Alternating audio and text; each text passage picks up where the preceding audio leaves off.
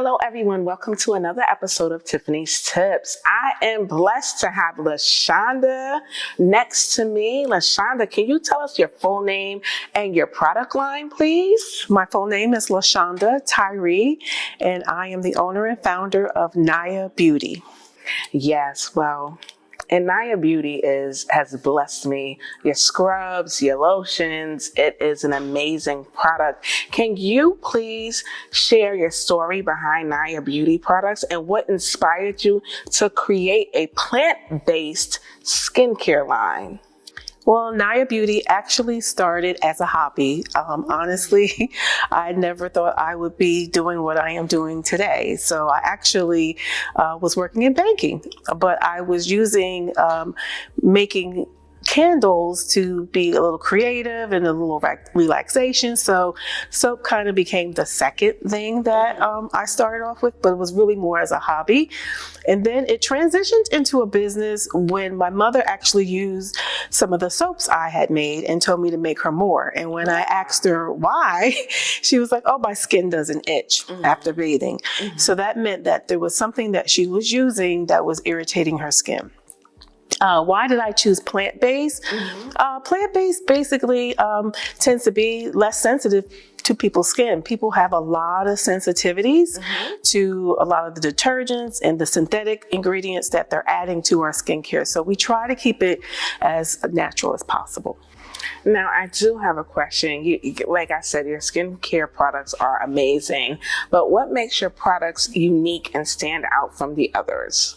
Mainly, we love to educate our consumer base. So we love to share with them why should they use natural soaps, what sets them apart from the soaps that they traditionally have been using, why should they exfoliate their skin.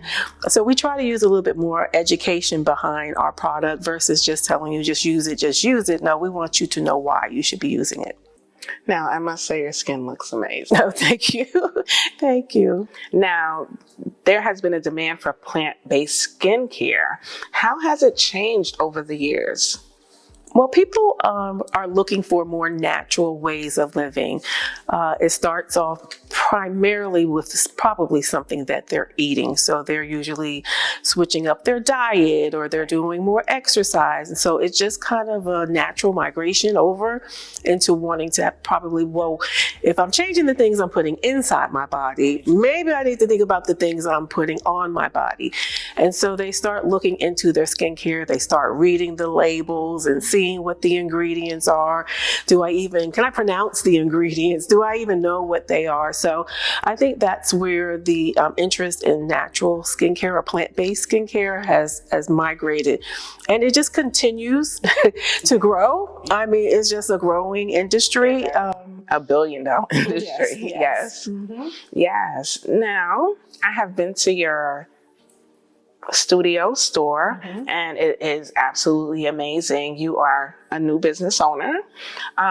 What obstacles have you faced and how did you navigate through them? Can you offer tips for people who started their own business and are trying to navigate through, those difficulties or the main thing I think for small businesses is money. And like my business started off as a hobby, so I didn't really have a traditional business plan. I didn't sit down and write out, what the product was and what was I going to charge for it, who my target market was. I didn't do any of that up front. But I do now understand how important those things are. But financing for a small business is so important because you can get to a certain point in your business, but you need the capital to bring you to the next level. And so also for women in particular, it's a lot harder for us to get the funding. I believe the statistics are somewhere around it's less than 2% of the venture capital out there goes to women. So that tells you right there that there's a big problem behind money. Can you tell us about your mentorship program that you have for entrepreneurs and how people can get in contact with you or become part of the program? Okay, so I am have been an instructor for an organization called Rising Tide Capital. They are based out of Jersey City. I've been an instructor for them for 12 years, but before I was an instructor, I was a student. Wow. So, and I love the organization, and that is also something I think kind of tying into what you asked prior is if you're starting a business, get education, because what you can do that with your eyes closed. I know you could do hair with your eyes closed. I can make soap with my eyes closed, but do I know what my cash flow is? Do I know what break even means? Do I know, what is the minimum number of units will I have to sell in a month, in order to just break even? So just understanding what it means to be in business is totally different than actually having a business. Yeah. Can you share one of your mentorship experiences, one of your most, positive stories? So I coach, I also do coaching for this organization, and right at the when the pandemic started, they have this program called 90-Day Action Plan Coaching. So the person gets 6 sessions with you over 3 months. And so she wanted to start a spa for like nails and pedicures, but with her experience with the other nail salons out there, I won't say, but not feeling welcomed and appreciated. So she wanted to start her own nail salon, but she didn't quite know what community to put it in. Where was she going to put it at? She wanted it to be in our community, but she still did. Right. But what I suggested to her was, especially with the pandemic, was for her to start looking at multi-use property, finding a space where she could actually have her salon, but also have some rental space upstairs, which will give her some income, just in case the customers don't quite, so she had something to keep the space open. And she actually did buy something, and she opened up, I believe, last year. So it took her a few years to kind of get it to where she needed it to be, but at least she had some tenants in the meanwhile while she was working it out. So income, other sources of income coming in. Wow, see, my LaShonda is an amazing mentor. So please, contact her so that she can encourage and mentor you. It takes a lot to become a business owner, and she can give you the tools and the tips to do so. Now, you offer sip and soap. Can you, and you also offer DIY classes. So can you please tell us about the sip and soap? I want to hear all about it. That sounds like an amazing time. Well, we're all familiar with paint and sips and sip and paint, however you say it, right? This is something a little different, but the concept is still the same. So it's a creative experience. It's hot, very low pressure, but it does give you an opportunity to come and do something different with your dates, your spouse. It could be girlfriends, it could be co-workers, it could be just by yourself. So you come, it's a 90-minute session. You get to pick the shape of your soap, the scent of your soap, and things you may want to add to it. So, and then if you want to, no pressure. You don't have to bring the sip part, but and it doesn't have to be, alcoholic. It could be sipping tea or sipping coffee, other things that you can sip on. But it's a great experience. It sounds like a great experience. A little fruit punch, a little any little table dancing while you're making your soap. Well, I do play some music, so yeah, you can dance if you want to. Now, what has been the most rewarding aspect of hosting these classes and events for you? I'm sure you're watching people's journeys, watching memories get created.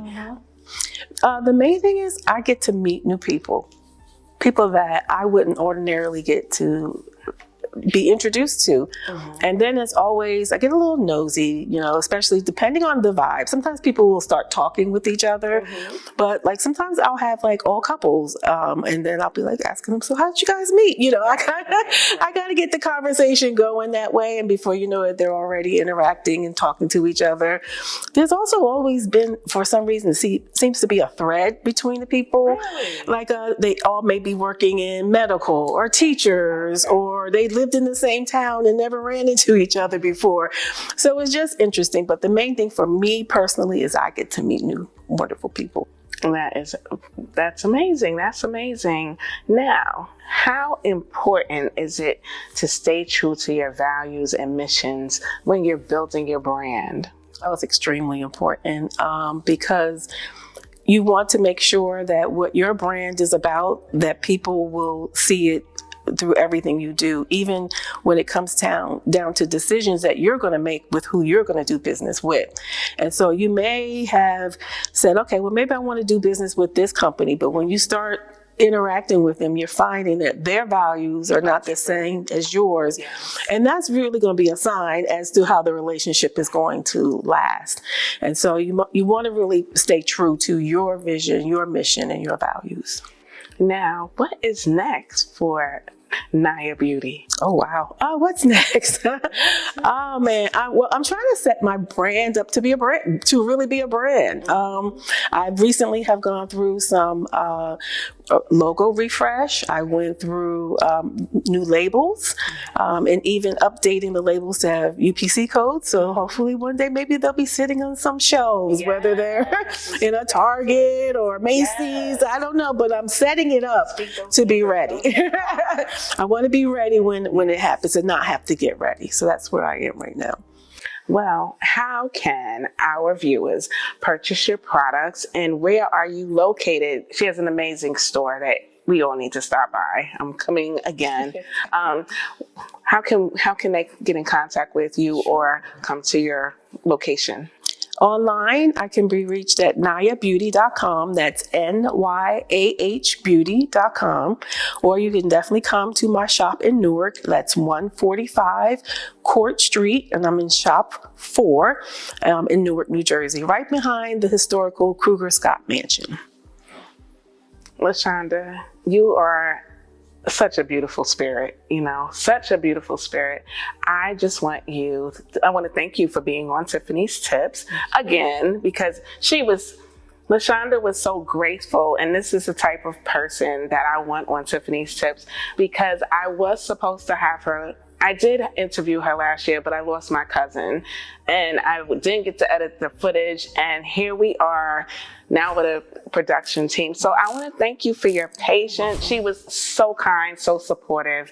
And now I'm able to be supportive to you and your business. So look at the pictures, try her soaps, they can order online. Yes.